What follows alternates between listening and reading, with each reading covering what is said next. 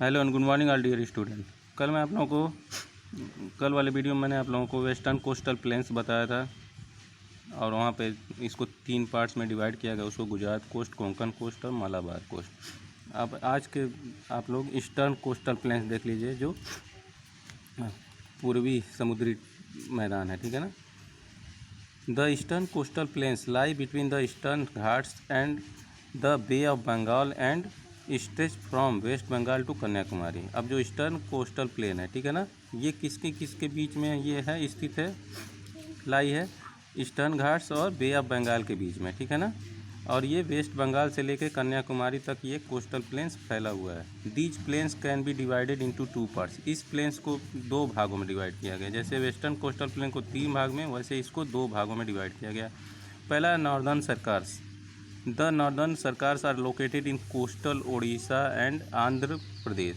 ये जो नॉर्दर्न सरकार्स है, ठीक है ना, ये कहाँ पे लोकेटेड है, किस कोस्टल एरिया में, ओडिशा और आंध्र प्रदेश में। The Mahanadi, the Godavari and the Krishna rivers make large deltas in this reason.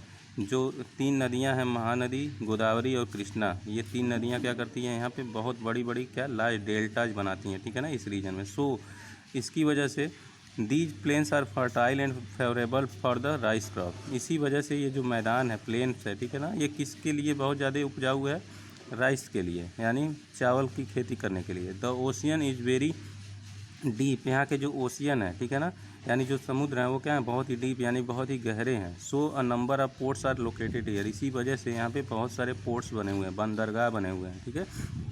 इसमें से विशाखापट्टनम जो है एक बहुत ही इम्पॉर्टेंट पोर्ट है, जिसका यूज़ शिप बिल्डिंग बनाने के लिए किया जाता है, ठीक है ना, विशाखापट्टनम को। अब आ जाते हैं दूसरा जो है Coromandel coast. The Coromandel coast comprises coastal plains. जो कोरोमंडल कोस्ट है वो क्या है, बहुत बड़ा क्या है, कोस्टल प्लेन्स है। These are located between the Krishna and Kaveri rivers. ये कहाँ पे लोकेटेड है, किस रिवर के बीच में है, कृष्णा और कावेरी रिवर्स के बीच में है। These 2 reverse have form fertile delta G. ये दोनों रिवर इस एरिया को क्या करती हैं, बहुत ही फर्टाइल यानी उपजाऊ बनाती हैं। Which make it very suitable for the rice crop.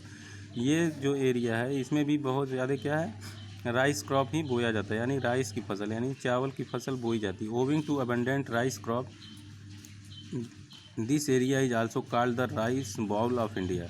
यहाँ पे जब चावल की खेती ज़्यादा होती है, राइस क्रॉप, तो इसकी वजह से इसको क्या कहा जाता है, राइस बाउल ऑफ इंडिया, ठीक है ना। The other important crops grown hear. इसके अलावा बहुत सारे दूसरे क्रॉप्स भी यहाँ पे बोए जाते हैं, फसलें बोई जाती हैं, जैसे शुगर केन हो गया, कोकोनट हो गया, ऑयल सीड हो गया और टोबैको। ये सारे दूसरे क्रॉप्स भी बोए जाते हैं यहाँ पे। Deep plains fall in the state of Tamil Nadu. Chennai is an important sea port in this coast.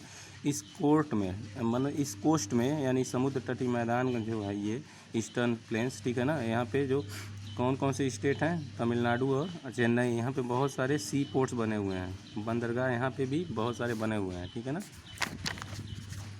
अब आ जाते हैं island. In addition to the main land, India's territory comprises a number of island. जो हमारा मेन लैंड है, ठीक है ना, इंडिया का जो मेन लैंड है उसको कई टेरिटरी में बांटा गया है और उसमें आइसलैंड भी हैं। जैसे an island is a piece of land surrounded by sea on all side.